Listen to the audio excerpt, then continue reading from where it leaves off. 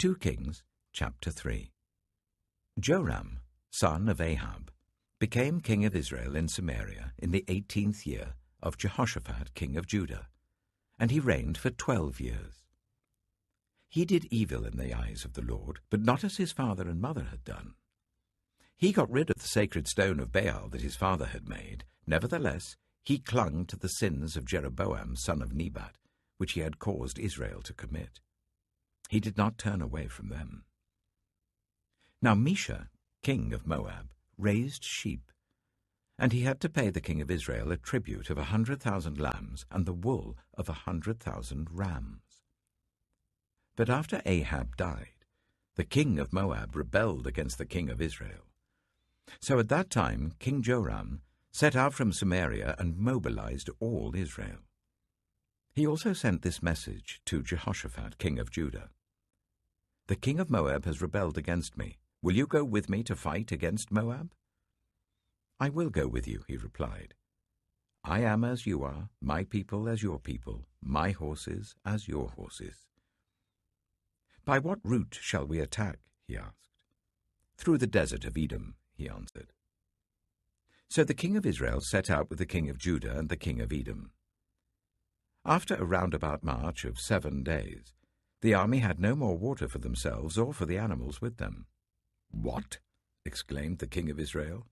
"Has the Lord called us 3 kings together, only to deliver us into the hands of Moab?" But Jehoshaphat asked, "Is there no prophet of the Lord here, through whom we may inquire of the Lord?" An officer of the king of Israel answered, "Elisha, son of Shaphat, is here. He used to pour water on the hands of Elijah." Jehoshaphat said, "The word of the Lord is with him." So the king of Israel and Jehoshaphat and the king of Edom went down to him. Elisha said to the king of Israel, "Why do you want to involve me? Go to the prophets of your father and the prophets of your mother." "No," the king of Israel answered, "because it was the Lord who called us 3 kings together to deliver us into the hands of Moab." Elisha said, "As surely as the Lord Almighty lives, whom I serve, if I did not have respect for the presence of Jehoshaphat, king of Judah, I would not pay any attention to you. But now, bring me a harpist." While the harpist was playing, the hand of the Lord came on Elisha, and he said, "This is what the Lord says. I will fill this valley with pools of water. For this is what the Lord says. You will see neither wind nor rain, yet this valley will be filled with water, and you, your cattle, and your other animals will drink. This is an easy thing in the eyes of the Lord. He will also deliver Moab into your hands. You will overthrow every fortified city and every major town. You will cut down every good tree, pluck up all the springs, and ruin every good field with stones." The next morning, about the time for offering the sacrifice, there it was, water flowing from the direction of Edom, and the land was filled with water. Now all the Moabites had heard that the kings had come to fight against them, so every man, young and old, who could bear arms, was called up and stationed on the border. When they got up early in the morning, the sun was shining on the water. To the Moabites across the way, the water looked red, like blood. "That's blood," they said. "Those kings must have fought and slaughtered each other. Now to the plunder, Moab." But when the Moabites came to the camp of Israel, the Israelites rose up and fought them until they fled, and the Israelites invaded the land and slaughtered the Moabites. They destroyed the towns, and each man threw a stone on every good field until it was covered. They stopped up all the springs and cut down every good tree. Only Kir-Hareseth was left with its stones in place, but men armed with slings surrounded it and attacked it. When the king of Moab saw that the battle had gone against him, he took with him 700 swordsmen to break through to the king of Edom, but they failed. Then he took his firstborn son, who was to succeed him as king, and offered him as a sacrifice on the city wall. the fury against Israel was great. They withdrew and returned to their own land. 2 Kings chapter 4. The wife of a man from the company of the prophets cried out to Elisha, "Your servant, my husband, is dead, and you know that he revered the Lord. But now his creditor is coming to take my 2 boys as his slaves." Elisha replied to her, "How can I help you? Tell me, what do you have in your house?" "Your servant has nothing there at all," she said, "except a small jar of olive oil." Elisha said, "Go round and ask all your neighbors for empty jars. Don't ask for just a few. Then go inside and shut the door behind you and your sons. Pour oil into all the jars, and as each is filled, put it to one side." She left him and shut the door behind her and her sons. They brought the jars to her, and she kept pouring. When all the jars were full, she said to her son, "Bring me another one." But he replied, "There's not a jar left." Then the oil stopped flowing. She went and told the man of God, and he said, "Go, sell the oil and pay your debts. You and your sons can live on what is left." One day Elisha went to Shunem, and a well-to-do woman was there who urged him to stay for a meal. So whenever he passed by, he stopped there to eat. She said to her husband, "I know that this man who often comes our way is a holy man of God.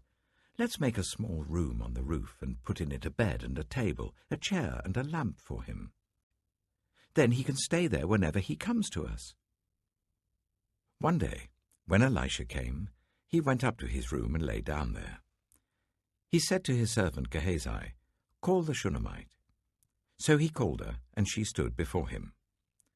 Elisha said to Gehazi, "Tell her, you have gone to all this trouble for us. Now what can be done for you?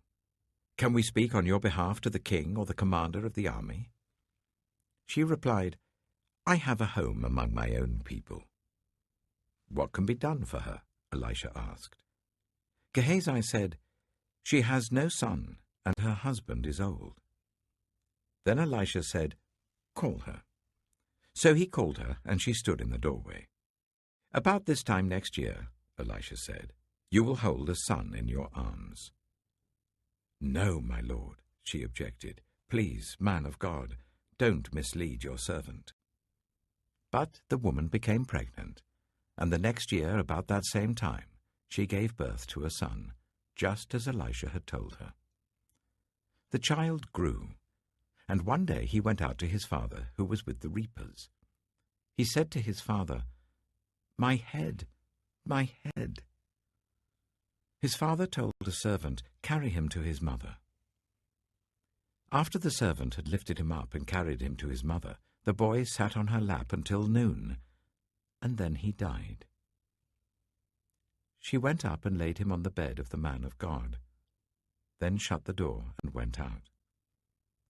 She called her husband and said, "Please send me one of the servants and a donkey, so I can go to the man of God quickly and return." "Why go to him today?" he asked. "It's not the new moon or the Sabbath." "That's all right," she said. She saddled the donkey and said to her servant, "Lead on. Don't slow down for me unless I tell you." So she set out and came to the man of God at Mount Carmel. When he saw her in the distance, the man of God said to his servant Gehazi, "Look, there's the Shunammite. Run to meet her and ask her, 'Are you all right? Is your husband all right? Is your child all right?'" "Everything is all right," she said. When she reached the man of God at the mountain, she took hold of his feet. Gehazi came over to push her away, but the man of God said, "Leave her alone. She is in bitter distress, but the Lord has hidden it from me and has not told me why." "Did I ask you for a son, my lord?" she said. "Didn't I tell you, don't raise my hopes?" Elisha said to Gehazi, "Tuck your cloak into your belt. Take my staff in your hand and run. Don't greet anyone you meet, and if anyone greets you, do not answer. Lay my staff on the boy's face." But the child's mother said, "As surely as the Lord lives and as you live, I will not leave you." So he got up and followed her. Gehazi went on ahead and laid the staff on the boy's face, but there was no sound or response. So Gehazi went back to meet Elisha and told him, "The boy has not awakened." When Elisha reached the house, there was the boy lying dead on his couch. He went in, shut the door on the two of them, and prayed to the Lord. Then he got on the bed and lay on the boy, mouth to mouth, eyes to eyes, hands to hands. As he stretched himself out on him, the boy's body grew warm. Elisha turned away and walked back and forth in the room, and then got onto the bed and stretched out on him once more. The boy sneezed 7 times and opened his eyes. Elisha summoned Gehazi and said, "Call the Shunammite," and he did. When she came, he said, "Take your son." She came in, fell at his feet, and bowed to the ground. Then she took her son and went out. Elisha returned to Gilgal, and there was a famine in that region. While the company of the prophets was meeting with him, he said to his servant, "Put on the large pot and cook some stew for these prophets." One of them went out into the fields to gather herbs and found a wild gourd plant and picked as many of its gourds as his garment could hold. When he returned, he cut them up into the pot of stew, though no one knew what they were. The stew was poured out for the men, but as they began to eat it, they cried out, "Man of God, there is death in the pot!" And they could not eat it. Elisha said, "Get some flour." He put it into the pot and said, "Serve it to the people to eat." And there was nothing harmful in the pot. A man came from Baal Shalisha, bringing the man of God 20 loaves of barley bread baked from the first ripe corn, along with some ears of new corn. "Give it to the people to eat," Elisha said. "How can I set this before 100 men?" his servant asked. But Elisha answered, "Give it to the people to eat, for this is what the Lord says. They will eat and have some left over." Then he set it before them, and they ate and had some left over, according to the word of the Lord. 2 Kings chapter 5. Now Naaman was commander of the army of the king of Aram. He was a great man in the sight of his master, and highly regarded, because through him the Lord had given victory to Aram. He was a valiant soldier, but he had leprosy. Now bands of raiders from Aram had gone out and had taken captive a young girl from Israel, and she served Naaman's wife. She said to her mistress, "If only my master would see the prophet who is in Samaria, he would cure him of his leprosy." Naaman went to his master and told him what the girl from Israel had said. "By all means go," the king of Aram replied. "I will send a letter to the king of Israel." So Naaman left, taking with him 10 talents of silver, 6,000 shekels of gold, and 10 sets of clothing. The letter that he took to the king of Israel read, "With this letter I am sending my servant Naaman to you, so that you may cure him of his leprosy." As soon as the king of Israel read the letter, he tore his robes and said, "Am I God? Can I kill and bring back to life? Why does this fellow send someone to me to be cured of his leprosy? See how he is trying to pick a quarrel with me." When Elisha, the man of God, heard that the king of Israel had torn his robes, he sent him this message, "Why have you torn your robes? Make the man come to me, and he will know that there is a prophet in Israel." So Naaman went with his horses and chariots and stopped at the door of Elisha's house. Elisha sent a messenger to say to him, "Go, wash yourself 7 times in the Jordan, and your flesh will be restored, and you will be cleansed." But Naaman went away angry and said, "I thought that he would surely come out to me and stand and call on the name of the Lord his God, wave his hand over the spot and cure me of my leprosy. Are not Abana and Pharpar, The rivers of Damascus better than all the waters of Israel? Couldn't I wash in them and be cleansed?" So he turned and went off in a rage. Naaman's servants went to him and said, "My father, if the prophet had told you to do some great thing, would you not have done it? How much more then when he tells you, 'Wash and be cleansed'?" So he went down and dipped himself in the Jordan 7 times, as the man of God had told him. And his flesh was restored, and became clean like that of a young boy. Then Naaman and all his attendants went back to the man of God. He stood before him and said, "Now I know that there is no God in all the world except in Israel. So please accept a gift from your servant." The prophet answered, "As surely as the Lord lives whom I serve, I will not accept a thing." And even though Naaman urged him, he refused. "If you will not," said Naaman, "please let me, your servant, be given as much earth as a pair of mules can carry, for your servant will never again make burnt offerings and sacrifices to any other god but the Lord. But may the Lord forgive your servant for this one thing. When my master enters the temple of Rimmon to bow down, and he is leaning on my arm, and I have to bow there also, when I bow down in the temple of Rimmon, may the Lord forgive your servant for this." "Go in peace," Elisha said.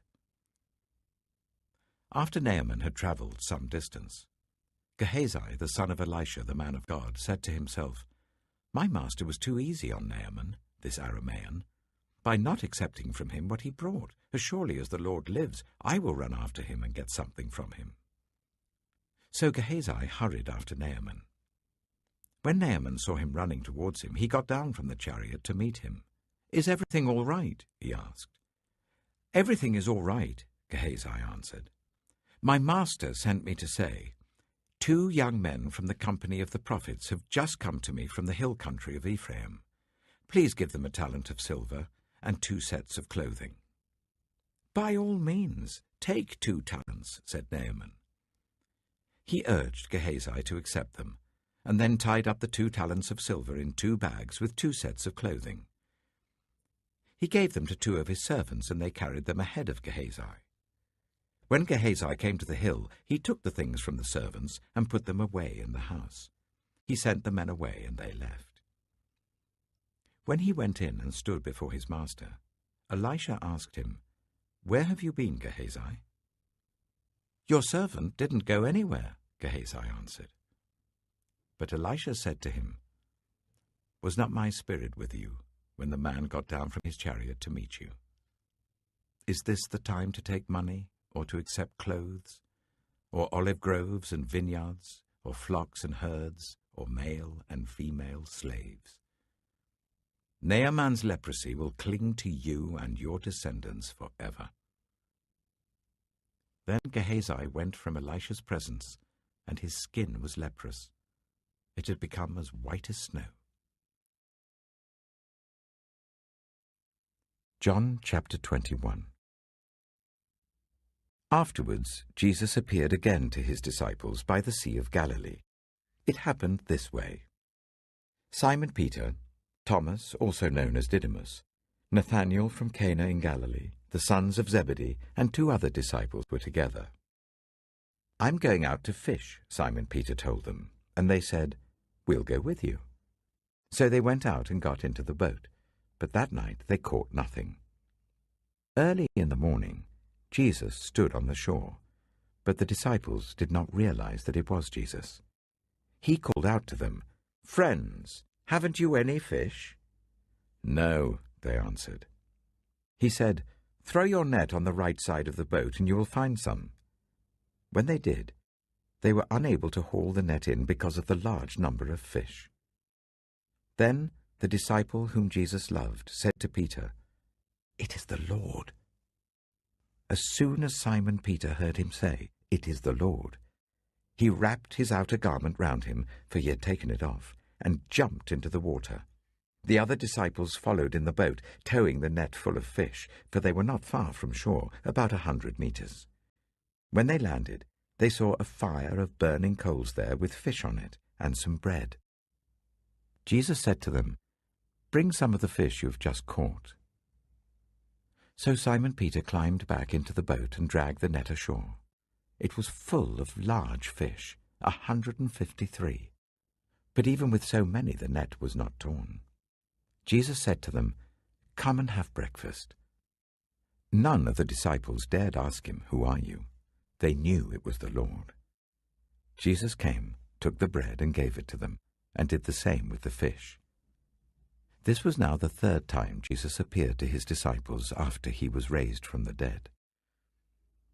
When they had finished eating, Jesus said to Simon Peter, "Simon, son of John, do you love me more than these?" "Yes, Lord," he said, "you know that I love you." Jesus said, "Feed my lambs." Again Jesus said, "Simon, son of John, do you love me?" He answered, "Yes, Lord, you know that I love you." Jesus said, "Take care of my sheep." The third time he said to him, "Simon, son of John, do you love me?" Peter was hurt because Jesus asked him the third time, "Do you love me?" He said, "Lord, you know all things. You know that I love you." Jesus said, "Feed my sheep. Very truly I tell you, when you were younger, you dressed yourself and went where you wanted. But when you are old, you will stretch out your hands, and someone else will dress you and lead you where you do not want to go." Jesus said this to indicate the kind of death by which Peter would glorify God. Then he said to him, "Follow me."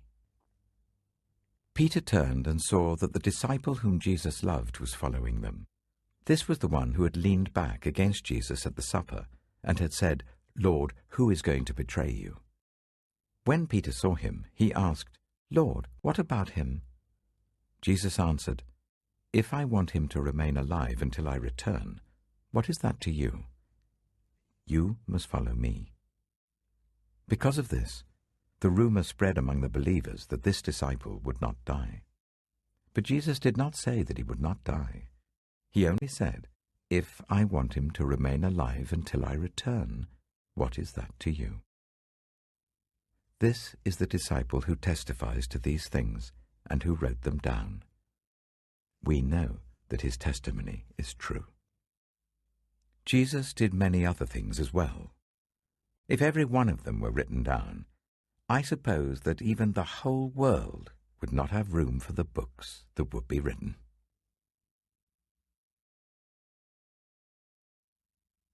Psalm 125. Those who trust in the Lord are like Mount Zion, which cannot be shaken but endures forever. As the mountains surround Jerusalem, so the Lord surrounds his people both now and forevermore. The scepter of the wicked will not remain over the land allotted to the righteous, for then the righteous might use their hands to do evil. Lord, do good to those who are good, to those who are upright in heart. But those who turn to crooked ways, the Lord will banish with the evildoers. Peace be on Israel. The Book of Proverbs. Proverbs, chapter 1.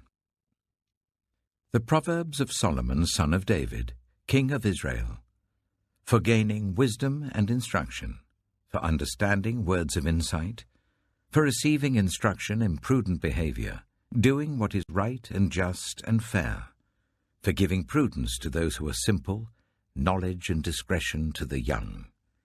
Let the wise listen and add to their learning, and let the discerning get guidance, for understanding proverbs and parables, the sayings and riddles of the wise.